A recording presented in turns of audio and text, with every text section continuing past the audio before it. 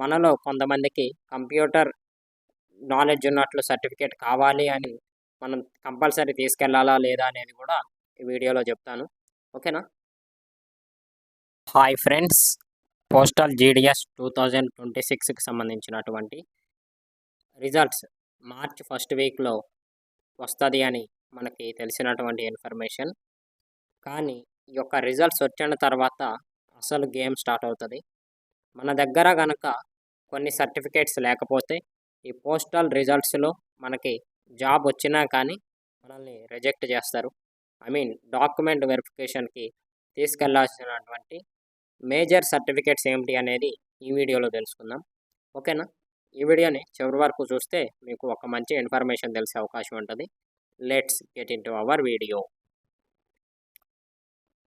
First అయితే మనకి select అయినట్టు ఒక మెయిల్ వస్తుంది. మనం సెలెక్ట్ అయినట్లు నార్మల్ మెసేజ్ కూడా వస్తుంది. Short listed for document verification, department of posts నుండి. మీరు స్క్రీన్ మీద చూస్తున్నారు, జనవరి 2026 అని వస్తుంది. ఇక్కడ మే 2023 అని ఉంది. కానీ ఓకేనా, ఇలా డాక్యుమెంట్ వెరిఫికేషన్కి మీరు సెలెక్ట్ అయ్యారు, మీరు డివిజనల్ సర్టిఫికేట్ వెరిఫికేషన్ చేసుకోవాలని మెయిల్ వస్తుంది.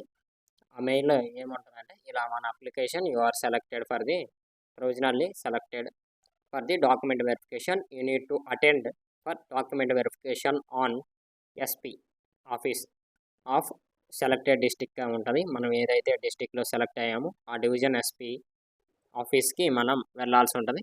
డాక్యుమెంట్ వెరిఫికేషన్ అయిపోయిన తర్వాత మనకి జాబ్ అనేది కన్ఫర్మ్ చేస్తారు. ఓకేనా? ఈ డాక్యుమెంట్ వెరిఫికేషన్కి మనం ఏమి సర్టిఫికేట్స్ తీసుకెళ్ళాలనేది కూడా ఆ మెయిల్లో ఉంటుంది. మెయిన్లీ ఏమేమి సర్టిఫికేట్స్ తీసుకెళ్ళాలంటే, మీరు స్క్రీన్ మీద కూడా చూస్తూ ఉండొచ్చు. ఒరిజినల్ బోర్డ్ సర్టిఫికేట్ అంటే మన 10th మేము ఒరిజినల్ సర్టిఫికేట్ తీసుకెళ్లాల్సి ఉంటుంది అనమాట. ఓకేనా?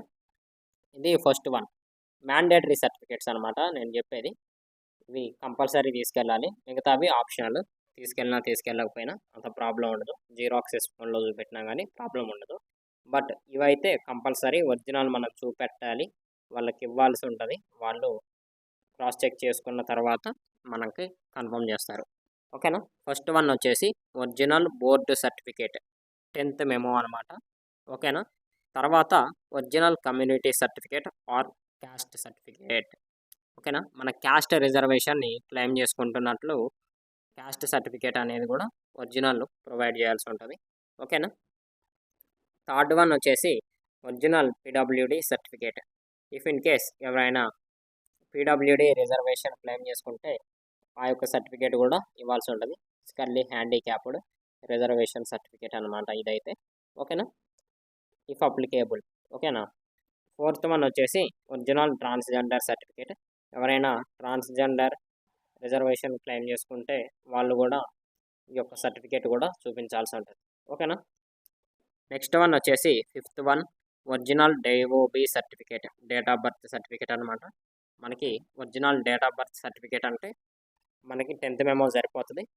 ఇఫ్ ఇట్ ఈస్ పాసిబుల్ మీ దగ్గర పాన్ కార్డు కానీ ఓటర్ ఐడి కానీ ఉంటే తీసుకెళ్ళండి, అది కూడా అప్లై అవుతుంది.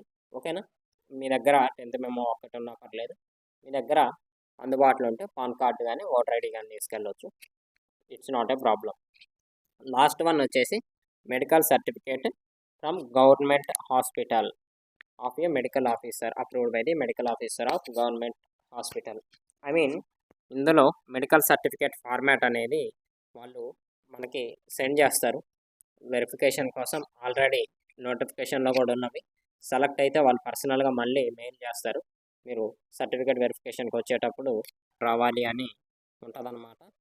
ఈ యొక్క సర్టిఫికేట్స్ తీసుకెళ్ళితే మనకి ఈ యొక్క 6th సర్టిఫికేట్స్ ఏవైతే నేను మెన్షన్ చేశానో ఇవి మ్యాండేటరీ సర్టిఫికేట్స్ అనమాట.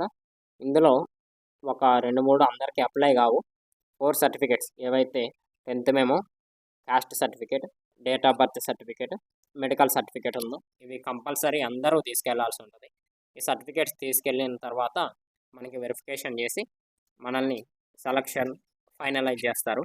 మనకి జాబ్ అనేది రిక్రూట్మెంట్లో సెలెక్ట్ చేస్తారు. మనకి పోస్టింగ్ ఇస్తారన్నమాట. ఇది ఫ్రెండ్స్, మనకి పోస్ట్ ఆఫీస్ జాబ్ వచ్చినా కానీ రిజెక్ట్ అవ్వకుండా ఉండాలంటే మనం ప్రొవైడ్ చేయాల్సినటువంటి మ్యాండేటరీ సర్టిఫికేట్స్. ఈ వీడియోలో మీకు ఏమేమి సర్టిఫికేట్స్ తీసుకెళ్ళాలి అనే దాని గురించి అర్థమైంది అనుకుంటున్నాను. అలాగే కంప్యూటర్ నాలెడ్జ్ ఉన్నట్లు సర్టిఫికేట్ తీసుకెళ్ళాలి అని కొంత డౌట్ ఉంది.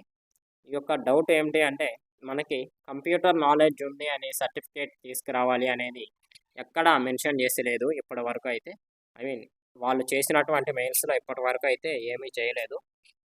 ఇఫ్ ఇట్ ఈస్ పాసిబుల్ మీకు కనుక కంప్యూటర్ కోర్సెస్ ఏమైనా నేర్చుకొని ఉంటే ఆ సర్టిఫికేట్ మీరు క్యారీ చేయొచ్చు. లేకపోయినా కానీ మనం ఎక్స్‌ప్రెస్ చేసే విధానంలో ఉంటుంది. కొంచెం పొలైట్‌గా మాట్లాడి మనకి నాలెడ్జ్ ఉన్నట్లు ప్రూవ్ చేసుకుంటే మనకి ఆటోమేటిక్‌గా ప్రాబ్లమ్ ఏమీ ఉండదు. ఇది ఫ్రెండ్స్ యాజ్ ఆఫ్ నౌ ఉన్నటువంటి ఇన్ఫర్మేషన్. ఇలాంటి ఇన్ఫర్మేటివ్ వీడియోస్ కోసం మన ఛానల్‌ని రెగ్యులర్‌గా ఫాలో అవుతూ ఉండండి. Don't forget to like the stream and subscribe to the channel.